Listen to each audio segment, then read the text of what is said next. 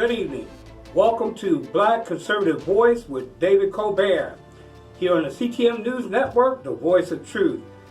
Well, I'd like to thank you for joining me this evening. We're going to be talking about a few things that are going on in the news right now. On Tuesday, President Trump signed an executive order on policing to build trust in the law enforcement. Then he quotes, he says, "These are incredible people, and it's so sad. Many of these families lost their loved ones in deadly interactions with police. All Americans mourn by your side. Your loved ones will not have died in vain," Trump said. "I can promise to fight for justice for all of our people, and I gave a commitment to all of those families. We are going to pursue what we said.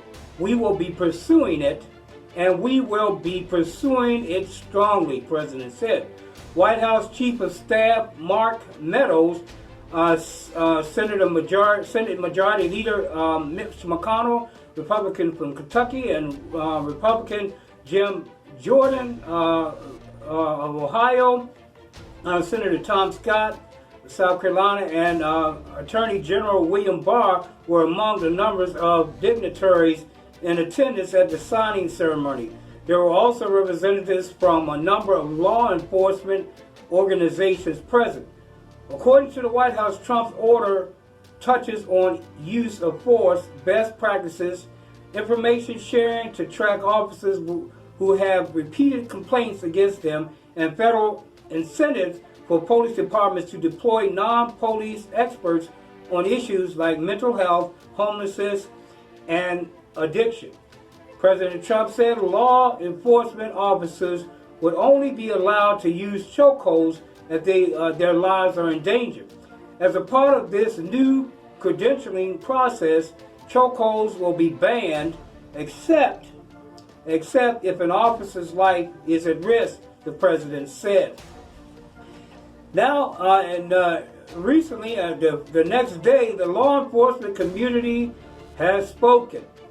The National Association of Police Organizations, the NAPO, announced its decision to endorse President Donald J. Trump on Wednesday after two-thirds of their members expressed their support in a virtual meeting, President Mick McKell explained in Fox News on an interview on Fox News at night.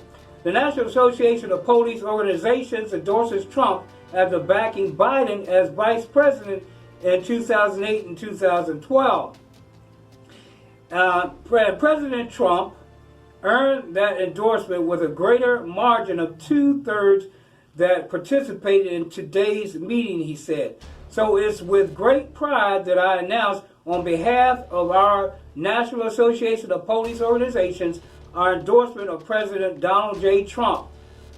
Former NYPD Commissioner Bernie Kerik, who was also the guest in the show, said that the organization's endorsement of president's enormous, but only the beginning.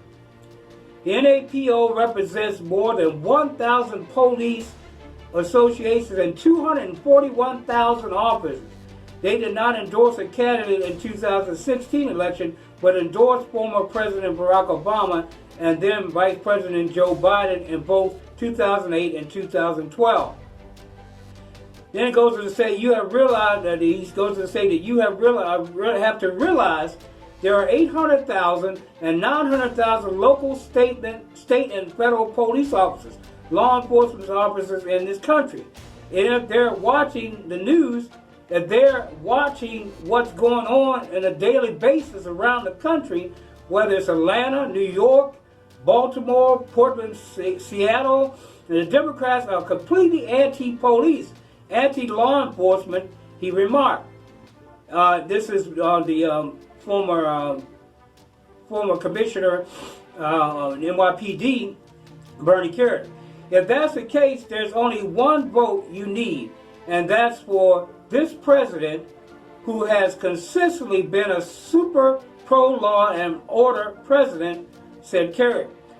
Bream, asked the pair about federal involvement in high crime cities where Democratic leaders are pushing back the president. McCall said he was excited to hear what the president's plan is moving forward, pointing out the elected officials had distorted the president's executive order to help police officers secure military surplus supplies. Now, our police department needs whatever they can get in this day and time with all the assault weapons, all the other things that are out in this marketplace. So I applaud the president on backing our law enforcement officers. Okay. Then he goes to say, we're excited in anticipation of the president's announcement. He reiterated, adding that the president has continually supported legislation to include the Law Enforcement Mental Health and Wellness Act, things like that, and we anticipate and hopefully have another 4 years. Listen, the president's going to do everything in his power, and I think it's a lot of this is going to have to do with putting ATF, the FBI, and the DEA and the Marshal Service in their communities. Start taking out the gangs, start taking out the guns, and cleaning up the communities so that people can live there safely, which is what the Democrats are not doing, Carrick concluded. And that was the program Fox News at Night. We're going to take a quick break right now. We'll be right back at you in a moment. You're watching Black Conservative Voice with David Colbert.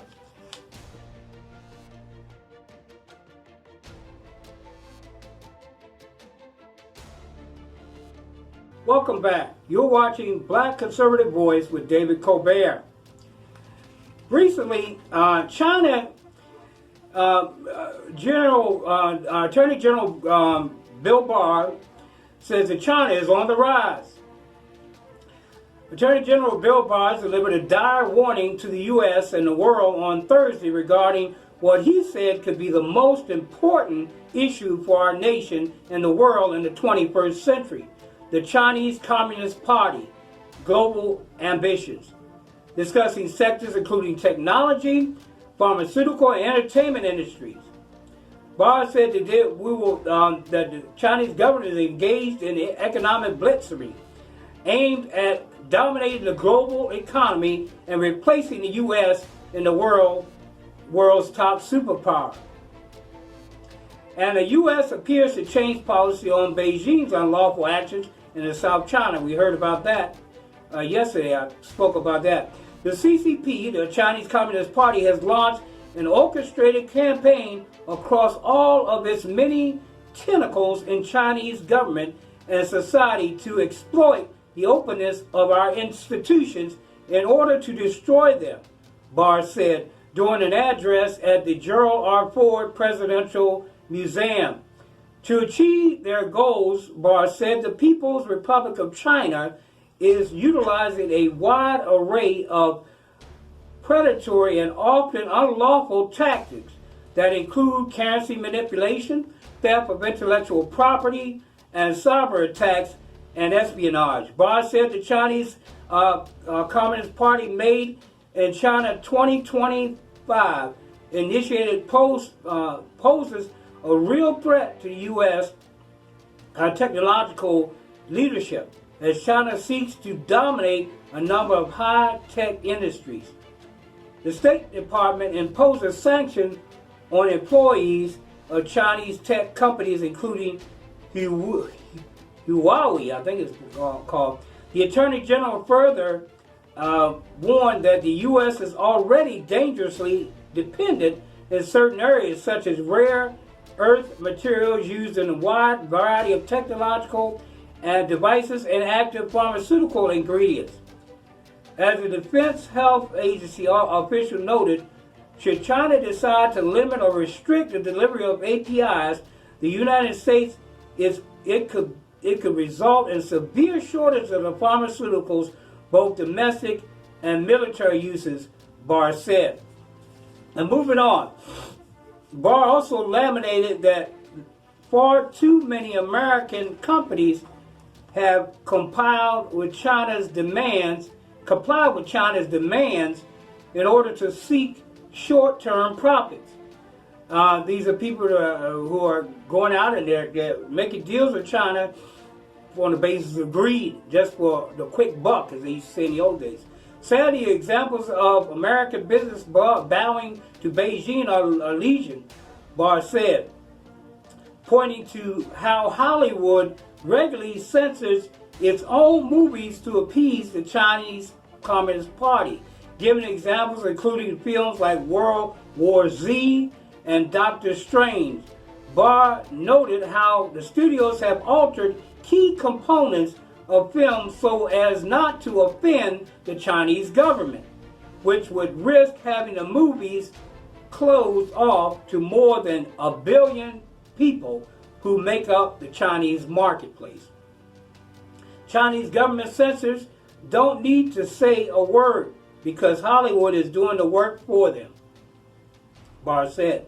This is a massive propaganda coup for the Chinese Communist Party. Barr also called out tech giants such as Apple, Google, Microsoft, and Yahoo for being all too willing to collaborate with the CCP, pointing to how Apple removed the news app Quartz from their online store because China opposed their coverage of protests in Hong Kong.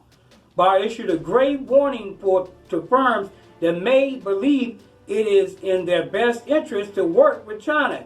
He quotes, "If you are an American business leader appeasing the Republic of China, you may bring short-term rewards, but in the end, the PRC's goal is to replace you." So look out, high-tech people. They really want to replace you. They want to take your place. And it's like the old song from the old days. They smile in your face all the time, want to take your place, the backstabbers. Chinese are very good at that. I have nothing against the Chinese people, but the Chinese Communist Party and this issue with this China virus has proven that they're willing to go whatever risk they can go to protect themselves and their country. They hurt our country, they protected their country. When the Wuhan virus came out, or Wuhan China virus came out, they protected the other parts of China by closing Wuhan out to the rest of the country. So, and this is proven, these are facts. So, they're just trying to protect themselves. I just want to talk a little bit right now about these things that are going on in our election processes. We have the Democratic Party, the far left, AOC pretty much is the one leading, talking about defunding the police, and the Julian Castro, who came from my hometown, or not my hometown, but my area of San Antonio, Texas. It's really, to me, an embarrassment that he opened his big mouth and came out against the police department. You realize that we don't have police in this country protecting us from unlawful acts? People will be going around in anarchy. I don't know if anybody ever saw the movie 2001 or something like that, years ago, 2000, something like that, and they have people going out killing people, running people down, just doing it. Hey, you can kill so many of these people, kill so many of that race. And I'm going to tell you, and some of you may know what I'm talking about. This is a Black Conservative Voice with David Colbert. But in that movie, there were no African-American people in there. I don't know if anybody realized that. In that movie, 2000, I think it was 2000, 2001, they took the cars and they were running people down. There were no African-Americans around. I didn't see anybody. So what did they do? Eliminate all of them? I don't know. Maybe it's wishful thinking. But I'm not saying that people are racist or prejudiced or whatever. I'm just saying it just seemed kind of strange back when that movie came out that none of us were in there. But the thing is we need to be very diligent, and I appreciate our president signed his executive order to protect our law enforcement. They need protection because we got a lot of crazy people out here, and we need protection from them, us as law-abiding citizens. And I thank our president also for upholding our Second Amendment rights and our First Amendment rights by allowing us to assemble peacefully together, even at our churches. I really was appreciative of him when he stepped out and he said, let us go back to church. Because I'm telling you, people, without God, none of this matters. So we need to put our trust in our God, our Savior. We need to continue to move forward. And this is CTM News, and also known as Christian Time Magazine News. So I am a spiritual person as well. But moving on, we're going to take a short break, and I have an interest. You're watching Black Conservative Voice with David Colbert here on the CTM News Network, the voice of truth.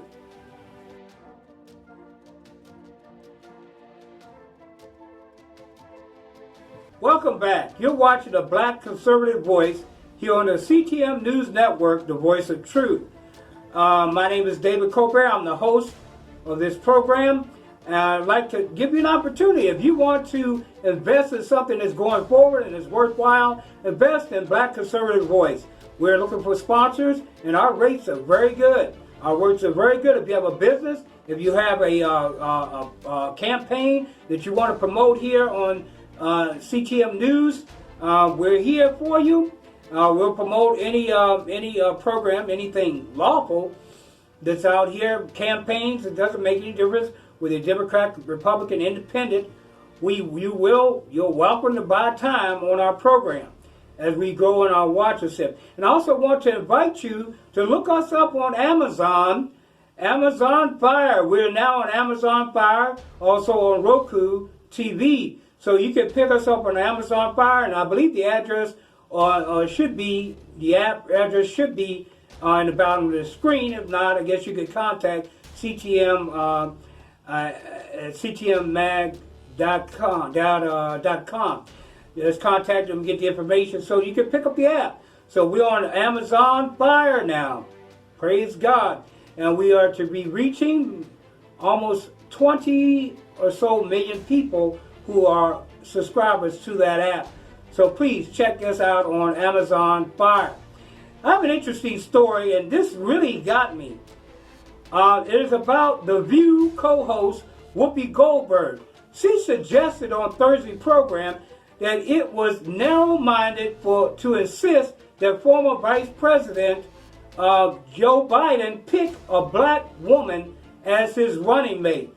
Now, Goldberg has suggested Senator Tammy Duckworth, Democrat of Illinois, who is an Asian American, as a potential vice presidential pick.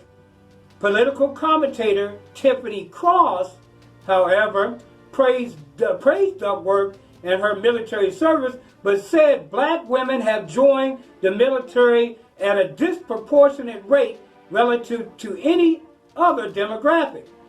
We are overrepresented in the U.S. Armed Forces. Even those women deserve to have someone who looks like them in the government. Goldberg pushed back, asking Cross whether she was essentially arguing that Duckworth was good but not enough. This is interesting. I find this very interesting. These people that support this Black Lives Matter, like Whoopi Goldberg, is standing up and pushing, not to say I'm racist against anybody, Asian or anybody else, but we're all Americans. But why are you, in this day and time, why are you saying that they shouldn't have a vice president that's black if they are a candidate running, because President Trump is going to win anyway, but why shouldn't she have a black woman as a vice presidential candidate? The View co-host argues black women earn representation as Biden's vice president pick. No, that's not what I'm saying, Cross responded. I'm saying give something back, because it seems like when black people vote out of fear, it's okay for every other constituency group to make demands. It's okay for evangelicals to make demands. It's okay for the gun lobby to make demands. It's okay for the single voters issues to make demands. But when it comes to black voting base, it's fear. It's like, don't make too many ask. We can ask them to pick a black women. Don't ask too much. To quote, she says, and it's not how blacks black are you, it's how black are your policies. Are you willing to adopt a comprehensive agenda that addresses issues relevant to black community? Do you have someone who can go into these communities and connect with them at an intimate level and relate to the struggle that they have? So I don't think there's anything wrong with saying, yes, you have well-qualified women who are just as qualified as Senator Tammy Duckworth, Democrat from Illinois. Why not pick somebody who speaks to the base that upholds you and your candidacy in this country? I don't know why that's a bad thing. Colbert County said that it might be better if candidates focused on helping every demographic, not just black women. It's not a bad thing, she said, but what is kind of sounds like take care of us as opposed to listen. We know you're coming in.